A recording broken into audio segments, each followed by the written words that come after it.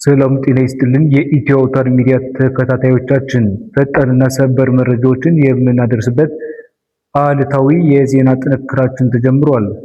ዛሬም በሀገራችንና በዓለም አቀፍ ደረጃ የተሰሙ ታላላቅና አሳሳቢ ክስተቶችን ይዘን ቀርበናል። ወደ እናንተ ዋና ዋና ርዕሰ ጉዳዮችን ከመሻገራችን በፊት ለቻናላችን አዲስ የሆናችሁ ላይክ እና ሰብስክራይብ በማድረግ ቤተሰብ እንድትሆኑ እንጋብዛለን። በዋግ ኽምራ አዲስ ጥቃትና የነዋሪዎች መፈናቀል። በአማራ ክልል ዋግ ኽምራ ዞን አዲስ የጸጥታ መደፍረስ ማጋጠሙ ተሰምቷል።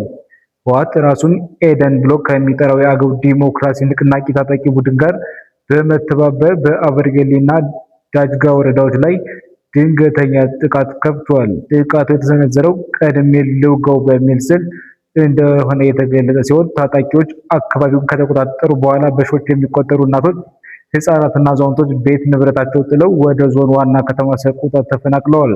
ከተማዋ የገቡት ተፈናቃዮች በአሁኑ ወቅት ምንም አይነት የእርዳታ አቅርቦት ባለመኖሩ በከፍተኛ ችግር ላይ እንደሚገኙ ነዋሪዎች ገልጸዋል። በተጨማሪም ታጣቂዎች ቤት ለቤት እየዞሩ የነዋሪዎችን ስልክ በመጠቅና በሞባይል ባንኪንግ የገንዘብ ዝውውር እንዲደረግላቸው በማስገደድ ላይ መሆናቸውን ተናግረዋል።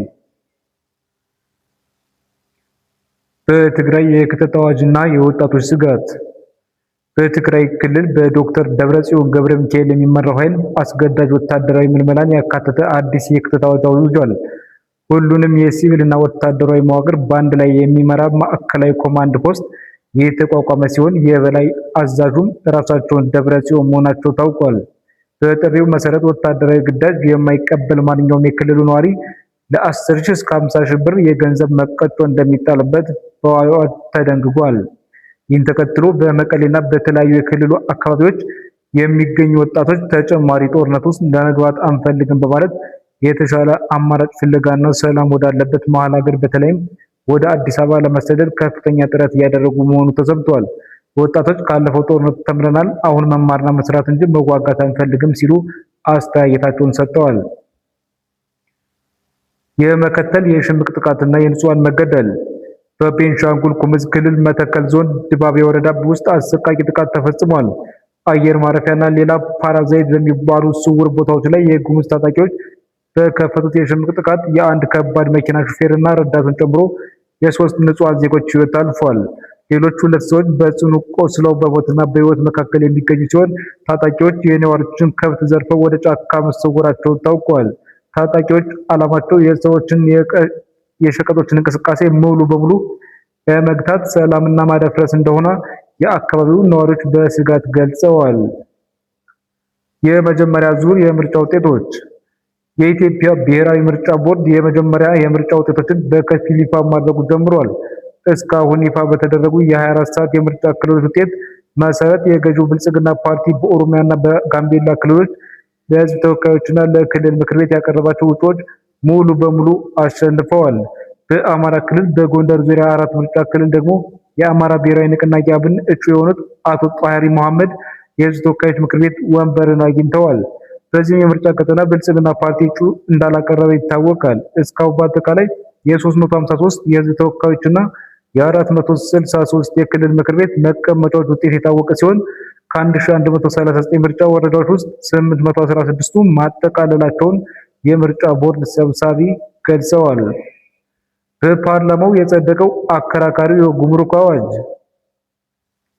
የህዝብ ተወካዮች ምክር ቤት ባካሄደው ስብሰባ ከፍተኛ ክርክር የተነሳበትን አዲሱን የጉምሩክ ማሻሻያ አዋጅ አጽድቋል። አዲሱ አዋጅ በኮንትሮባንድ ዕቃዎች ዝውውር ላይ የተሰማሩ ማናቸውም ተሽከርካሪዎች ሙሉ በሙሉ ለመንግስት ንብረትነት ለመወረስ ለጉምሩክ ባለስልጣናት ሙሉ ስልጣን ይሰጣል።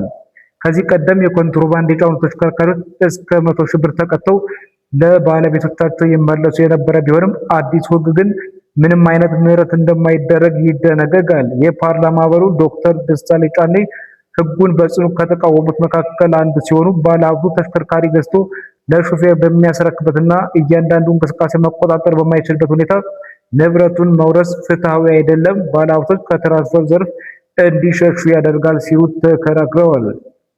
የአሜሪካና የኢራን የጦርነት ቀውስ እና የእንግሊዝ አመጽ። በመጨረሻም ወደ ዓለም አቀፍ መረጃዎች ስንሻገር አሜሪካና ኢራን ዳግም ወደ ከረረ ወታደራዊ ግጭት ውስጥ ገብተዋል። ኢራን የአሜሪካን አፖች ሄሊኮፕተሮችን አጥቅታ መጣሏን ተከትሎ አሜሪካ በኢራን ወታደራዊ ማዕከላት ላይ የአየር ጥቃት ሰንዝራለች። ኢራንም በበኩሏ በባህሬን፣ ዮርዳኖስና ኩዌት በሚገኙ የአሜሪካ የጦር ሰፈሮች ላይ የሚሳኤል ጥቃቶችን በመሰንዘር ምላሽ ሰጥታለች። በሌላ በኩል በዩናይትድ ኪንግደም ሰሜን አየርላንድ ውስጥ በአንድ ሱዳናዊ ስደተኛ የተፈጸመው አሰቃቂ የሰልፍና የግድያ ሙከራ ቪዲዮ ላይ በሶሻል ሚዲያ መሰራጨቱን ተከትሎ መጠነ ሰፊ የጸረ ስደተኞች አመጽ ተቀስቅሷል። ጥቁር የለበሱ አመፀኞች በርካታ የህዝብ ማመላለሻ አውቶቡሶችንና የግል መኪኖችን ያቃጠሉ ሲሆን የሰሜን አየርላንድ የእሳት አደጋ መመሪያ በ24 ሰዓት ውስጥ ለ62 የእሳት አደጋዎች ምላሽ መስጠቱን አስታውቋል።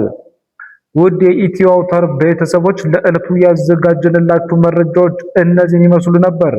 ቪዲዮውን ላይክ ማድረጋችሁን እንዲሁም ሐሳባችሁን በኮሜንት መስጫው ላይ ማስፈር እንዳትረሱ። በሌላ ዝግጅት በድጋሚ እስክንገናኝ ቸር ያሰማን።